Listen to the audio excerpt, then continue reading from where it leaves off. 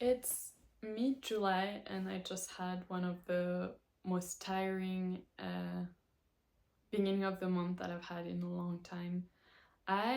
It's been 2 months that I've been in my new job and I absolutely love it. But like any new job, especially in consulting, it's been a lot cognitively because I've had to learn a lot of things about my new client and things like that.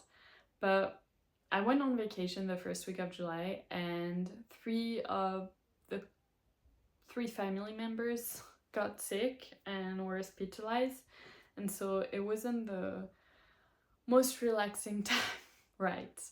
And in the midst of all of this, I decided that I was going to start posting on YouTube.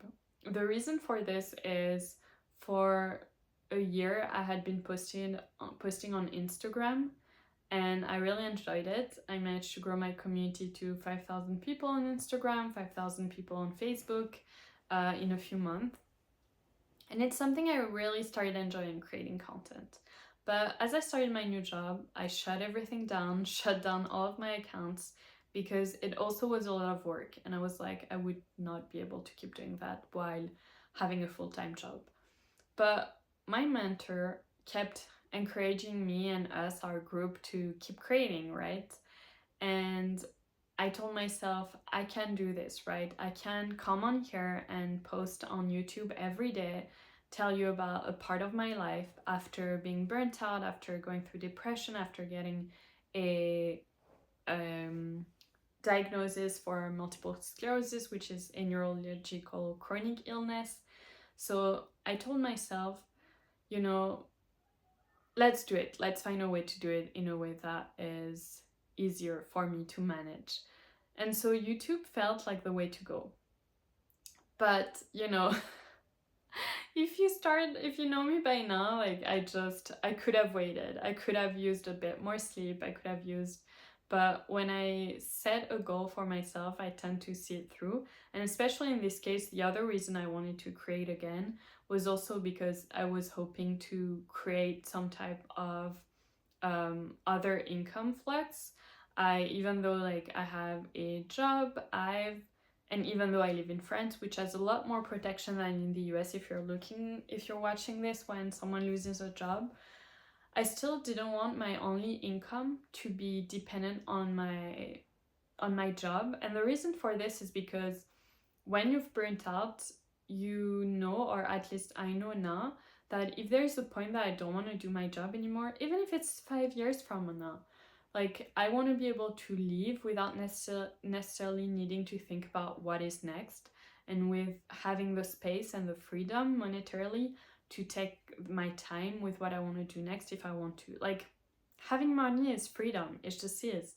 And even if you have a job that pays well, that you enjoy, you never know how things can change in the future. And I told myself, if I can share my truth, if I can share how good life can get even after a very tough diagnosis, and how you can still make the most out of life and live your most beautiful life and achieve all of your goals and have an amazing career, then, let's do it, and why not make money out of it? And so this is why I decided to start posting every day, even in the midst of all of this. And selfishly also, I thought via some of those videos I could process some of the things that were happening and that were hard for me to process as I was talking to you, basically. But to make this happen, I still needed, I think, 3 things. And the first thing is I needed this to be connected to a bigger purpose. I'm really big on purpose. When I got diagnosed with multiple sclerosis, I think a couple of days in, after being devastated and still, going through the grief process, I was like, I am gonna make the most out of it. This is a sign for my body. I still want to live to 100 while being healthy. Why not heal? Why not heal? I mean, we don't know. Medicine is moving so fast, like we don't know what can happen. There is still so much that medicine doesn't know. Why not heal? And so I set out that goal that I already had, but that became even stronger, to live to 100 years old while being healthy and active.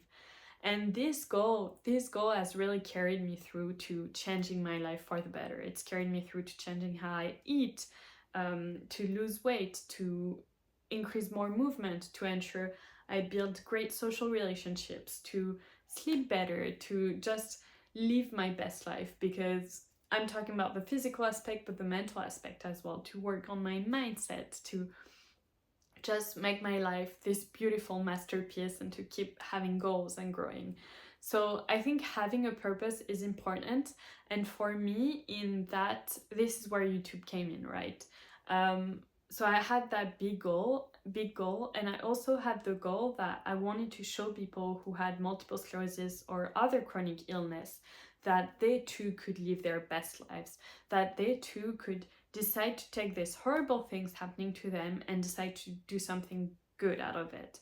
And so YouTube came in because YouTube is a great way to share stories, to share what I feel, to share what I learn, and to reach those people that need me and that need to hear what I have to say. And this is where YouTube came into that bigger purpose and that bigger goal. And it made sense. And then for myself personally, having more, monetary freedom, having more time freedom, and being able to support as well all those appointments and therapies and all this research that I'm constantly testing and looking at, whether it's supplements, new therapies, things like that. It also costs money, and so having also potentially the opportunity to create a second income came into it. But really, that first one was the ability to share my experience, share what I'm learning in real time with people around the world.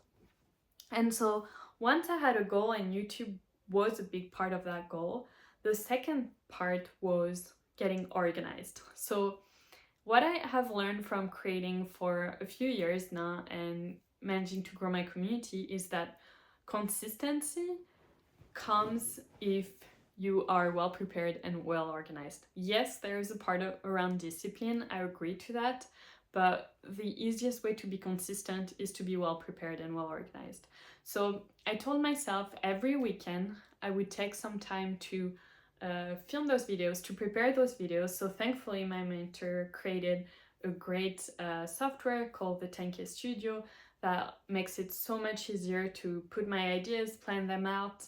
And so it takes me maybe like 30 minutes, something like that, 45 minutes, to have all of my videos kind of planned out and an idea of what I want to talk to you. Yes, sometimes I do come on here without having zero idea what I'm going to talk to you about, but I feel like it is easier for you to follow along if I still have an idea of the big themes I want to talk about and where I want to take you in this video.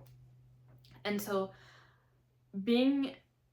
on the weekend, I always take, usually on Saturdays, sometimes to prepare my videos, and then film them. So I usually film 7 of them.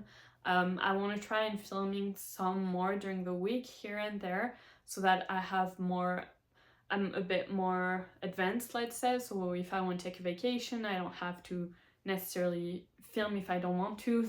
I do tend to take my phone though when I'm thinking about something and have some space to film. But still, I think it's always good if you can have a few videos that are filmed in advance. And then I prepare them and I schedule them for the week.